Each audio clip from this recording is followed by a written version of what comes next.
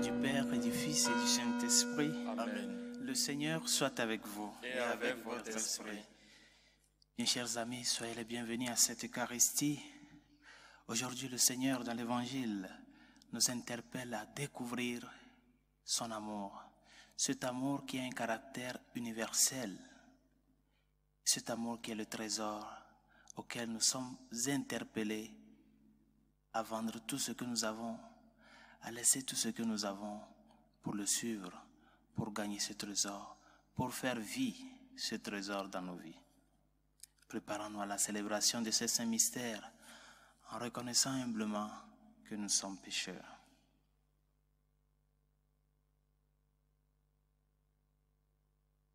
Je confesse à Dieu Tout-Puissant, je reconnais devant mes frères que j'ai péché en pensée, en parole, par action et par omission. Oui, j'ai vraiment péché. C'est pourquoi je supplie la Vierge Marie, les anges et tous les saints, et vous aussi mes frères, de prier pour moi, le Seigneur notre Dieu.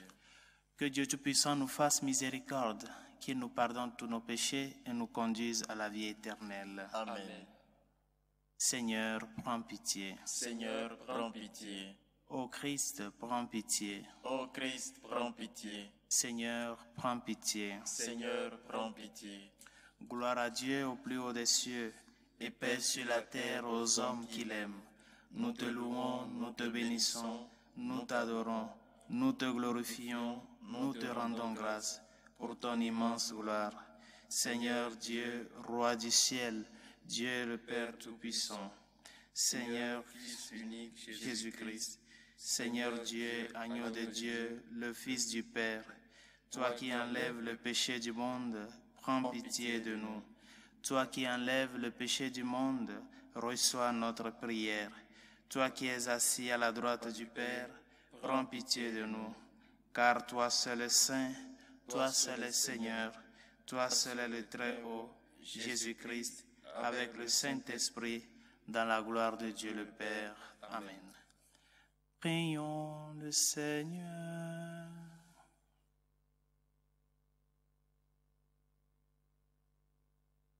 Nous t'en prions, Seigneur, que ta grâce nous devance et qu'elle nous accompagne toujours pour nous rendre attentifs à faire le bien sans relâche.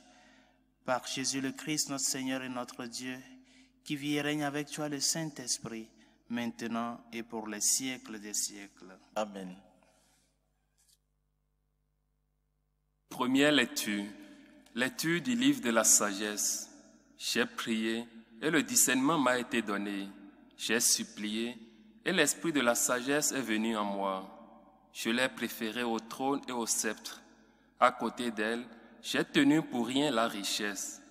Je ne l'ai pas comparée à la pierre la plus précieuse. Tout l'or du monde auprès d'elle n'est qu'un de sable.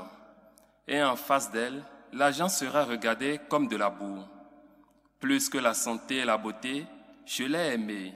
Je l'ai choisie de préférence à la lumière, parce que sa clarté ne s'éteint pas. Tous les biens me sont venus avec elle, et par ses mains, une richesse incalculable. Parole du Seigneur. Nous rendons grâce à Dieu. Rassasie-nous de ton amour, Seigneur, et nous serons dans la joie. Rassasie-nous de ton amour, Seigneur, et nous serons dans la joie. Apprends-nous la vraie mesure de nos jours, que nos cœurs pénètrent la sagesse. Reviens, Seigneur, pourquoi tarder? Ravise-toi par égard pour tes serviteurs. Rassasie-nous de ton amour, Seigneur, nous serons dans la joie. Rassasie-nous de ton amour au matin, que nous passions nos jours dans la joie et les chants. Rends-nous en joie tes jours de châtiment et les années où nous connaissons le malheur. Rassasie-nous de ton amour, Seigneur, nous serons dans la joie. Fais connaître ton œuvre à tes serviteurs et ta splendeur à leurs fils. Que vienne sur nous la douceur du Seigneur notre Dieu. Consolide pour nous l'ouvrage de nos mains. Oui, consolide l'ouvrage de nos mains. Rassasie-nous de ton amour, Seigneur, nous serons dans la joie.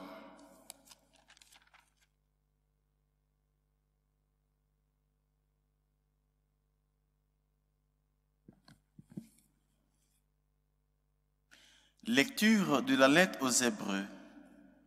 Frères, elle est vivante la parole de Dieu, énergique et plus coupante qu'une épée à deux tranchants. Elle va jusqu'au point de partage de l'âme et de l'esprit, des jointures et des moelles. Elle juge des intentions et des pensées du cœur. Pas une créature n'échappe à ses yeux. Tout est nu devant elle, soumis à son regard. Nous aurons à lui rendre des comptes. Parole du Seigneur. Nous rendons grâce à Dieu. Alléluia. Alléluia. Alléluia.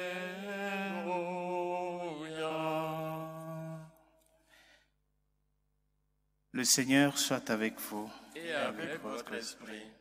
Évangile de Jésus-Christ selon saint Marc. Gloire à toi, Seigneur.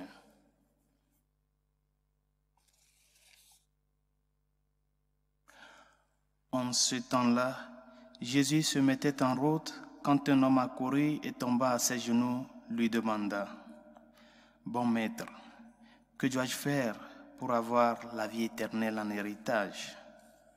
Jésus lui dit: Pourquoi dire que je suis bon?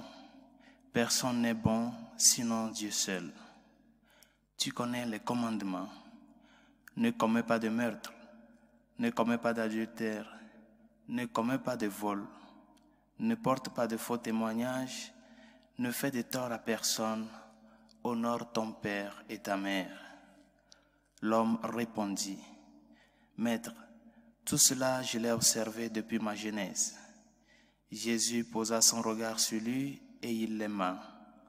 Il lui dit: Une seule chose te manque. Va, vends ce que tu as et donne-le aux pauvres. Alors tu auras un trésor au ciel, puis viens, suis-moi. Mais lui, à ces mots, devint sombre et s'en alla tout triste, car il avait de grands biens. Alors Jésus regarda autour de lui et dit à ses disciples: Comme il sera difficile à ceux qui possèdent des richesses d'entrer dans le royaume de Dieu. Les disciples étaient stupéfaits de ces paroles. Jésus, reprenant la parole, leur dit: Mes enfants, comme il est difficile d'entrer dans le royaume de Dieu, il est plus facile à un chameau de passer par le trou d'une aiguille qu'à un riche d'entrer dans le royaume de Dieu. De plus en plus déconcertés, les disciples se demandaient entre eux: Mais alors, qui peut être sauvé? Jésus les regarde et dit: Pour les hommes, c'est impossible, mais pas pour Dieu, car tout est possible à Dieu. Acclamons la parole de Dieu. Louange à toi, Seigneur Jésus.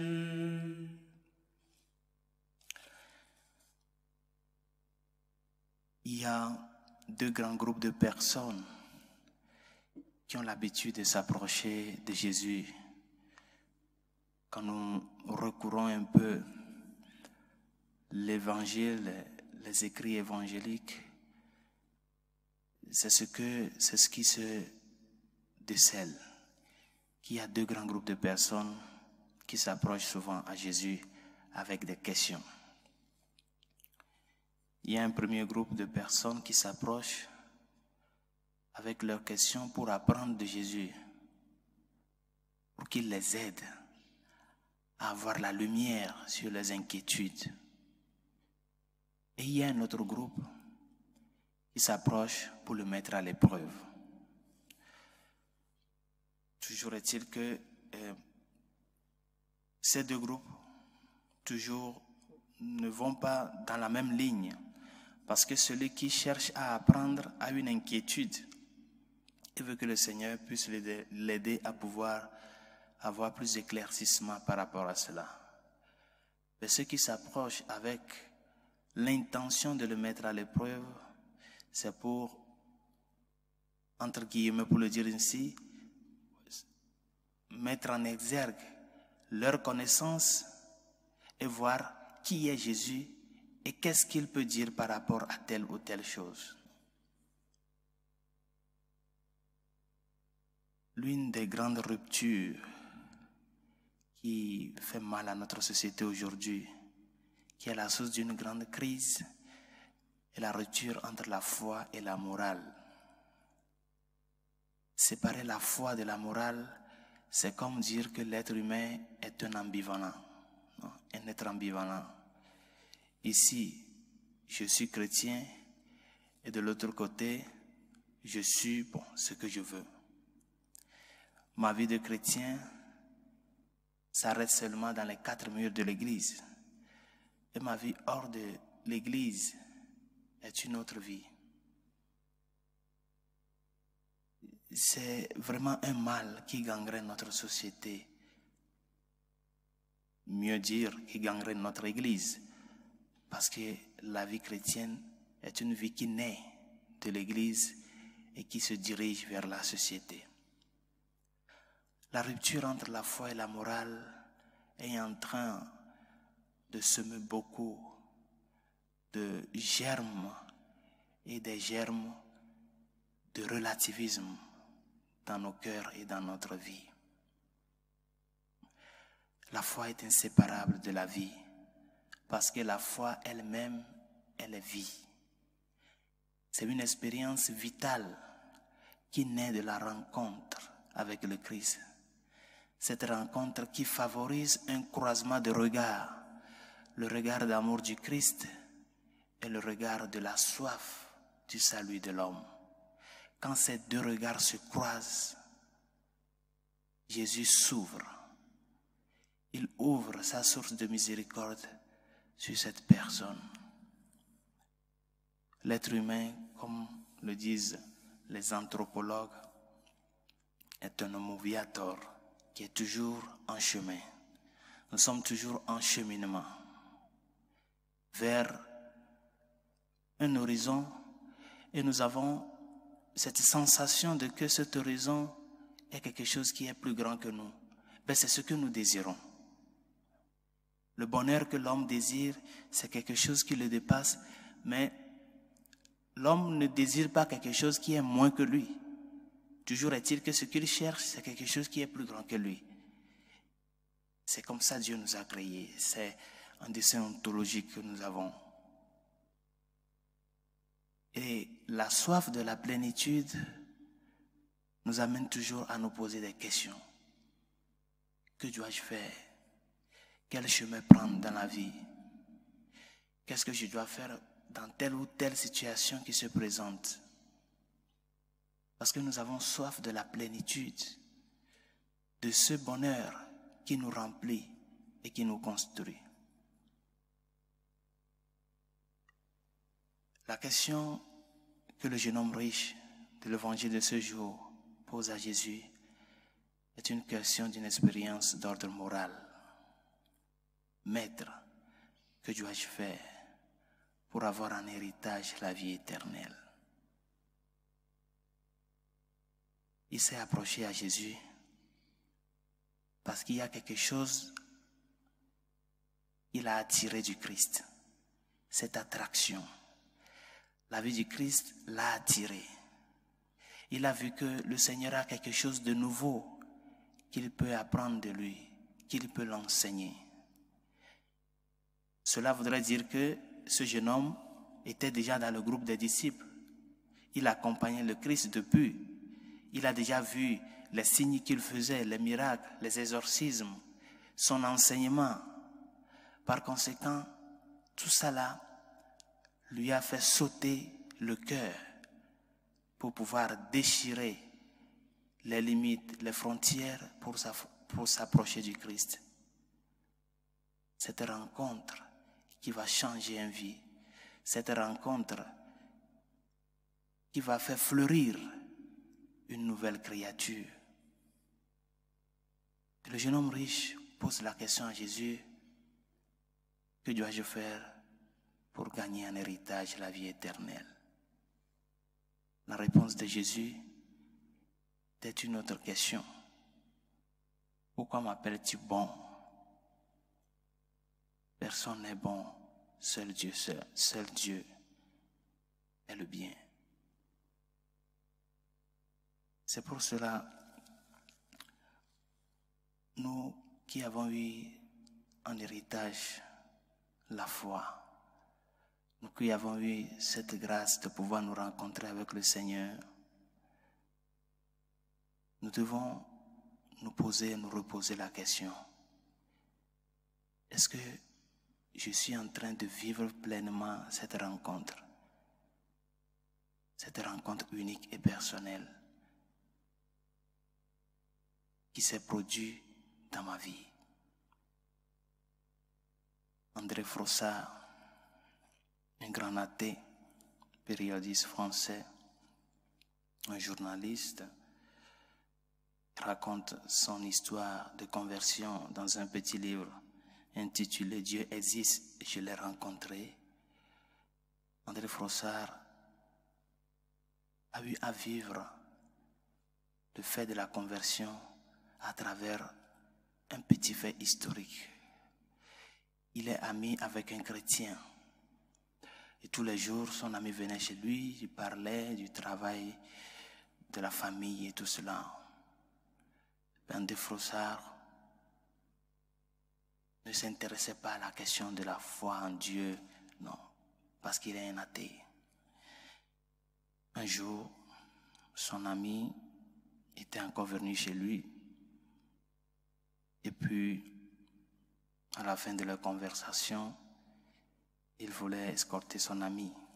Ils sont partis, ils sont sortis, ils marchaient. Et quand ils étaient arrivés au niveau d'une église ouverte, son ami lui a dit « Attends-moi ici, je vais rentrer prier un peu et après, je reviens puis on va partir. » Pour ne pas blesser sa sensibilité de foi, comme il est athée, il ne peut pas lui dire « Viens avec moi ». Il a dit « Attends-moi ici ». André Frossard était là-bas, au dehors, en espérant, son ami ne sortait pas. Le Saint-Sacrement était exposé dans l'église. Et comme il était vraiment pressé, son ami ne sortait pas. Il est rentré dans l'église. Et quand il est rentré, il y a eu cette rencontre personnelle. Ce croisement de regards s'est effectué. Et il dit dans son livre, je suis rentré dans cette église vers 16 heures et je suis sorti. Je suis rentré dans cette église vers 16 heures comme un athée et je suis sorti vers 16h30 comme un chrétien.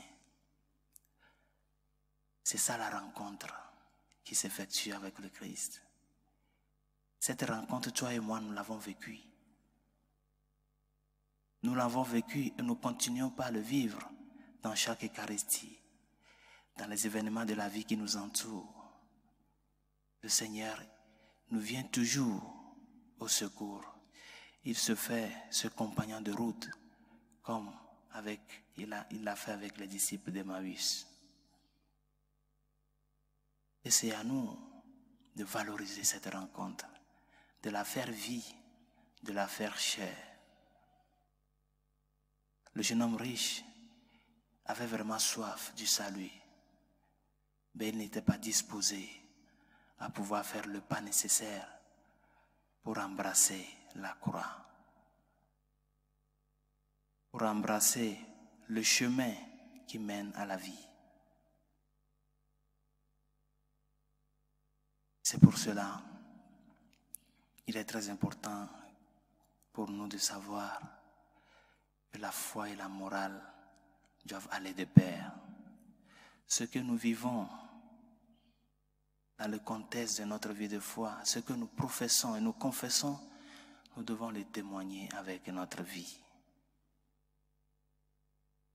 La bonté de Dieu est avant tout Dieu lui-même. Le bien n'est pas une chose, c'est une personne. Et c'est pour cela que Jésus répond au jeune homme riche, seule une personne est le bien, Dieu, le seul. avant de se poser la question, que dois-je faire? Il faut se poser la question, à qui dois-je me diriger pour pouvoir rencontrer, pour pouvoir faire l'expérience de la plénitude de la vie? À qui? Parce que le chemin chrétien est un chemin que nous faisons avec quelqu'un. Cette personne qui nous a appelés, viens et suis-moi. Et nous avons accepté le suivre. Et c'est à lui que nous devons faire cas. C'est à lui que nous devons suivre, mettre nos pas dans ses pas. Une fois que nous nous sommes laissés, nous nous sommes abandonnés à lui pour qu'il puisse nous mener sur le bon chemin. Bien sûr qu'il y aura la difficulté, bien sûr qu'il y aura la croix. La résurrection viendra toujours. La gloire viendra toujours. Ce n'est pas à nous de l'exiger, le chemin à suivre. C'est lui qui connaît le chemin. Et d'ailleurs, c'est lui le chemin. Par conséquent, laissons-nous, abandonnons-nous à lui pour qu'il puisse nous mener sur ce bon chemin. Le chemin de la vie, le chemin de la plénitude du salut. C'est pour cela, la morale chrétienne n'est pas une morale de la loi. Quand le jeune homme riche a dit au Seigneur, moi j'ai déjà accompli avec tous ces préceptes, tous ces commandements, j'ai déjà vécu tout cela dans ma vie. Le Seigneur lui a dit de faire un pas de plus. Le pas de l'abandon. Cet amour qui est sacrifice. Vends ce que tu as. Tout ce que tu as. Délaisse-le pour ceux qui n'en ont pas. Et viens chez moi. C'est ça. La morale chrétienne est une morale de l'amour. Bien que cet amour intègre la loi, mais cette loi ne supère pas l'amour. C'est cet amour qui a un visage, cet amour qui est une personne, cet amour qui s'est fait chair, cet amour qui s'est sacrifié. C'est cela, la morale chrétienne. Par conséquent, posons-nous la question, à qui dois-je me diriger pour connaître les chemins de la vie, pour pouvoir vivre en plénitude cet amour dont je suis témoin, dont j'ai fait l'expérience. Comment tu traites ces personnes qui sont à tes côtés, avec qui tu vis, à la maison, au travail? Quel exemple tu leur donnes de ton appartenance au Christ? Qu'est-ce que tu leur prodigues comme conseil? Quelle lumière tu leur apportes sur leurs inquiétudes de la vie, sur leurs inquiétudes du point de vue de la morale, de par tous les aspects, de la morale familiale, de la morale laborale, de la morale sexuelle, dans tous les aspects de la vie morale. Qu'est-ce que tu leur apportes? Pour qu'ils puissent savoir que derrière tout ce qu'ils sont en train de faire, il doit y avoir une motivation, celle de l'amour. Parce s'il n'y a pas cette motivation qui nous meut à faire les choses, ou soit nous les ferons par pur intérêt, ou soit par peur. Mais l'unique motivation parfaite, c'est celle de l'amour. Pour toi, Jésus, je l'accepte. Pour toi, j'accepte vivre telle ou telle manière de vie. Pour toi, j'accepte embrasser cette croix. Pour toi, j'accepte cet enfant. Pour toi, j'accepte ce mari. Pour toi, j'accepte cette femme. Malgré ses défauts, ses difficultés. Quand il n'y a pas cette motivation d'amour, nos actes, nos actions que nous posons deviennent des actions intéressées ou soit des actions parce que nous faisons parce qu'il faut le faire, comme une corvée. Et c'est cette motivation d'amour qui a manqué au jeune homme riche. Il n'a pas pu faire le pas de l'amour. Il est reparti tout triste parce qu'il avait beaucoup de biens. Il ne voulait pas les laisser pour suivre le Seigneur. Notre trésor, c'est le Christ. C'est pour cela, tous les jours, il te dirige à toi et à moi cette invitation. Viens et suis-moi. Viens et suis-moi. L'attraction qui t'a amené à le suivre, est-ce que cette attraction de début est toujours là? Cet engouement du premier jour que tu t'es rencontré avec le Seigneur, cet engouement est toujours là. C'est à nous d'en prendre soin, de donner vie à cet engouement premier, pour que même quand les moments passent, même quand le temps devient encore si long et si long, nous savons qu'il y a quelqu'un qui nous a promis être avec nous tous les jours jusqu'à la fin des temps. Par conséquent, faisons un effort. Luttons pour que nos actions soient des actions qui construisent. Que ce que le Seigneur nous demande n'est pas un châtiment. La morale n'est pas une certaine limitation de notre liberté, mais plutôt une certaine vivre pleinement notre sens de personne, notre sens de chrétien et notre sens d'humain. Quand l'être humain n'a pas de loi, c'est l'anarchie totale. On ne peut pas vivre dans une société où il n'y a pas de loi. Quand tu sors dans la rue et il n'y a pas les feux tricolores qui t'indiquent quand il faut s'arrêter, quand il faut passer, ce seraient des accidents à tort et à travers. Les lois, les règles sont importantes pour la société humaine parce que c'est ça qui nous éduque. Mais dans l'accomplissement de ces normes, il doit y avoir l'amour.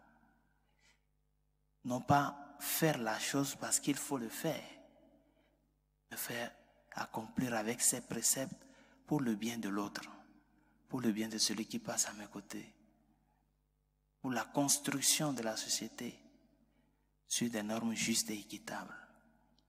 Et c'est à cela que le Seigneur nous interpelle, parce qu'il est le vrai trésor, ce trésor dont nous avons besoin pour notre vie. Nous sommes attirés par lui, c'est pour cela que nous sommes avec lui.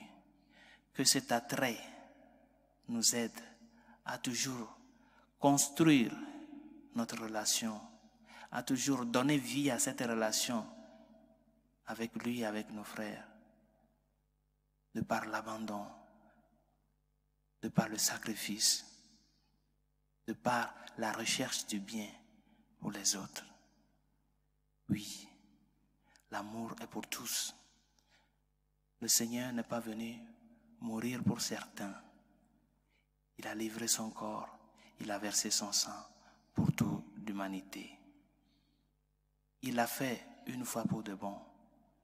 À toi et à moi de pouvoir faire sienne, faire notre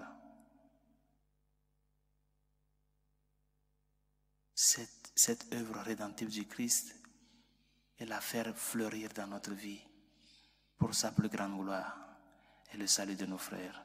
Amen.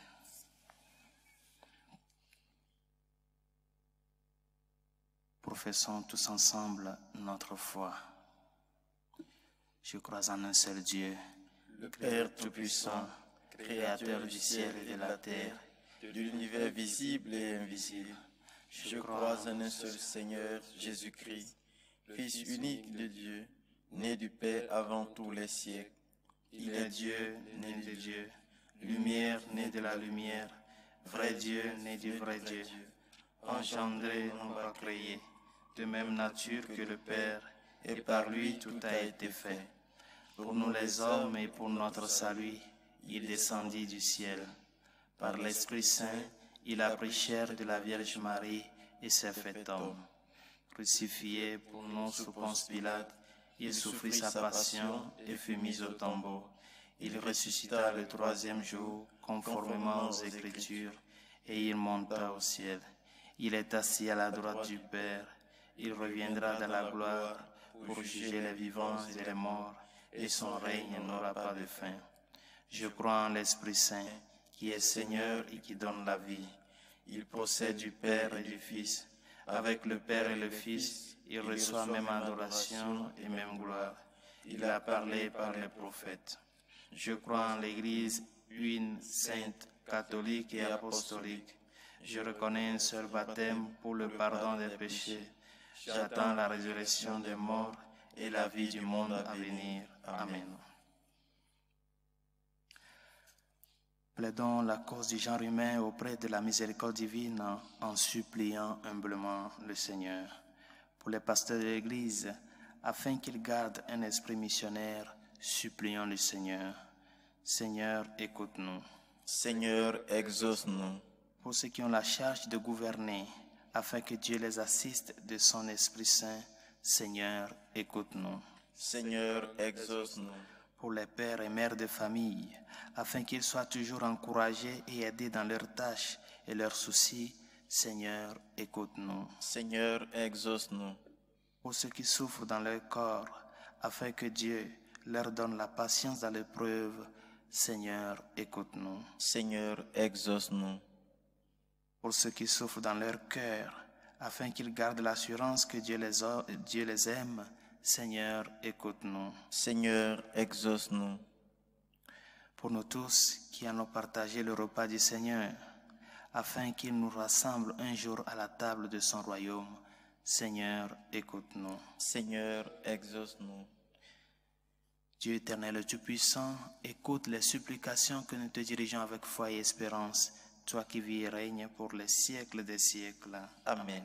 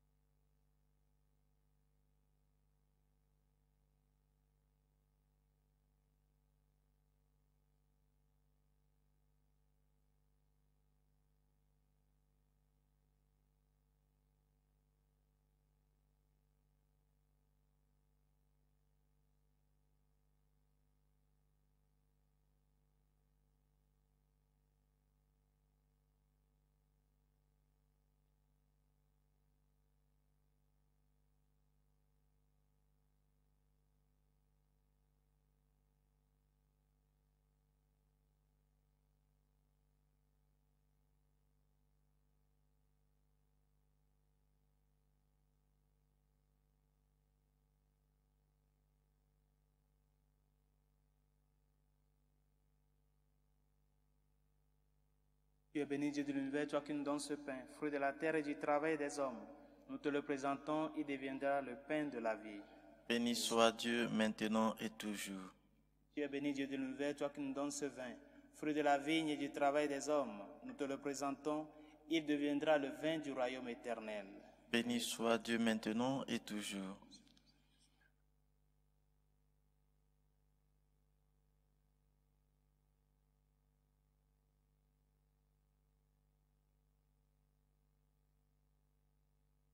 Prions ensemble au moment d'offrir le sacrifice de toute l'Église. Pour la gloire de Dieu et le salut du monde. Avec ces offrandes, Seigneur, reçois les prières de tes fidèles. Que cette liturgie célébrée avec amour nous fasse passer à la gloire du ciel. Par Jésus le Christ, notre Seigneur. Amen. Le Seigneur soit avec vous. Et avec votre esprit, Élevons notre cœur. nous le tournons vers le Seigneur. Rendons grâce au Seigneur notre Dieu. Cela est juste et bon. Vraiment, il est juste et bon de te rendre gloire, de t'offrir notre action de grâce toujours et en tout lieu, à toi, Père très saint, Dieu éternel et tout-puissant. Oui, nous le reconnaissons, afin de secourir tous les hommes, tu mets en œuvre ta puissance, et tu te sers de notre condition mortelle pour nous affranchir de la mort. Ainsi notre existence périssable devient un passage vers le salut par le Christ notre Seigneur. Amen. C'est par lui que les anges, assemblés devant toi, adorent ta gloire. À leur hymne de louange, laisse-nous joindre nos voix pour proclamer et chanter. Saint, Saint, Saint, le Seigneur, Dieu de l'univers, le ciel et la terre sont remplis de ta gloire. Hosanna au plus haut des cieux. Béni soit celui qui vient au nom du Seigneur. Hosanna au plus haut des cieux. Toi qui es vraiment saint, toi qui es la source de toute sainteté, Seigneur, nous te prions. Sanctifie ces offrandes en répandant sur elles ton esprit, qu'elles deviennent pour nous le corps et le sang de Jésus-Christ, notre Seigneur. Au moment d'être livré d'entrer librement dans sa passion, il prit le pain. Il rendit grâce, il le rompit et le donna à ses disciples en disant : « Prenez et mangez-en tous, car ceci est mon corps livré pour vous. »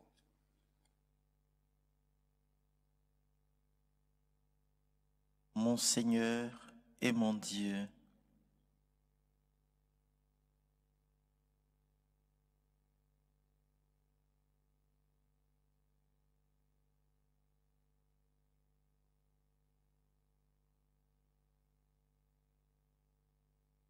De même, à la fin du repas, il prit la coupe.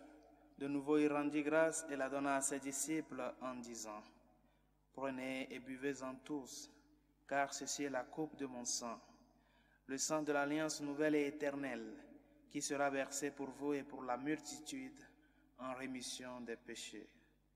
Vous ferez cela en mémoire de moi. » mon Seigneur et mon Dieu.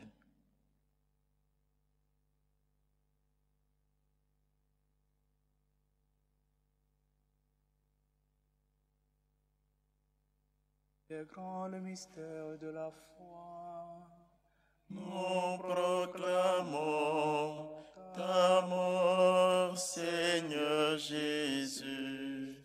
Nous célébrons ta résurrection. Nous attendons ta venue dans la gloire. Faisant ici mémoire de la mort et de la résurrection de ton Fils, nous t'offrons, Seigneur, le pain de la vie et la coupe du salut, et nous te rendons grâce car tu nous as choisis pour servir en ta présence. Humblement, nous te demandons qu'en ayant part au corps et au sang du Christ, nous soyons rassemblés par l'Esprit Saint en un seul corps. Souviens-toi, Seigneur, de ton Église répandue à travers le monde. Fais-la grandir dans ta charité avec le pape François, notre évêque Carlos et tous ceux qui ont la charge de ton peuple.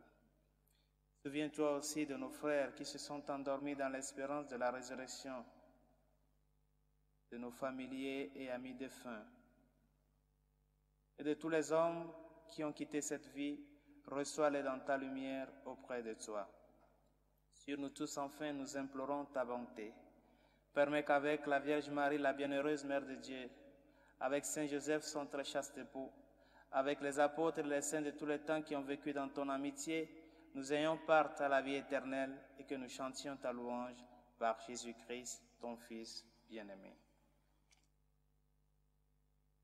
Par lui, avec lui et en lui, à toi, Dieu le Père Tout-Puissant, dans l'unité du Saint-Esprit, tout honneur et toute gloire, pour les siècles des siècles.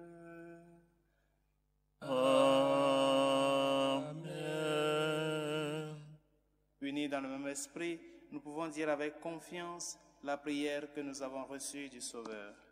Notre Père qui es aux cieux, Que ton nom soit sanctifié, que ton règne vienne, que ta volonté soit faite sur la terre comme au ciel. Donne-nous aujourd'hui notre pain de ce jour. Pardonne nos offenses, comme nous pardonnons aussi à ceux qui nous ont offensés. Et ne nous laisse pas entrer en tentation, mais délivre-nous du mal. Délivre-nous de tout mal, Seigneur, et donne la paix à notre temps. Par ta miséricorde, libère-nous du péché. Rassure-nous devant les épreuves en cette vie où nous espérons le bonheur que tu promets. et l'avènement de Jésus-Christ, notre Sauveur. Car c'est à toi qu'appartiennent le règne, la puissance et la gloire pour les siècles des siècles. Amen. Seigneur Jésus-Christ, tu as dit à tes apôtres, « Je vous laisse la paix, je vous donne ma paix. Ne regarde pas nos péchés, mais la foi de ton Église. Pour que ta volonté s'accomplisse, donne-lui toujours cette paix et conduis-la vers l'unité parfaite, toi qui règnes pour les siècles des siècles. Amen. Que la paix du Seigneur soit toujours avec vous. Et avec votre esprit. Agneau de Dieu qui enlève le péché du monde, Prends pitié de nous. Agneau de Dieu qui enlève le péché du monde, prends pitié de nous. Agneau de Dieu qui enlève le péché du monde, donne-nous la paix.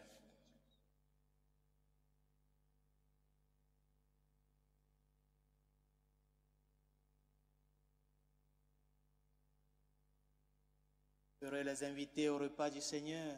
Voici l'agneau de Dieu qui enlève le péché du monde. Seigneur, je ne suis pas digne de te recevoir, mais dis seulement une parole et je serai guéri. Le corps et le sang du Christ nous gardent pour la vie éternelle. Amen.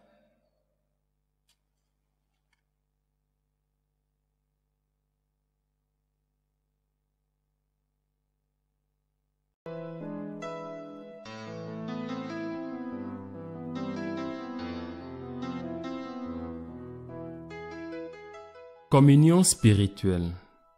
Mon Jésus, je crois en votre présence dans le très saint sacrement. Je vous aime plus que toute chose, et je désire que vous veniez dans mon âme. Je ne puis maintenant vous recevoir sacramentellement dans mon cœur. Venez-y au moins spirituellement.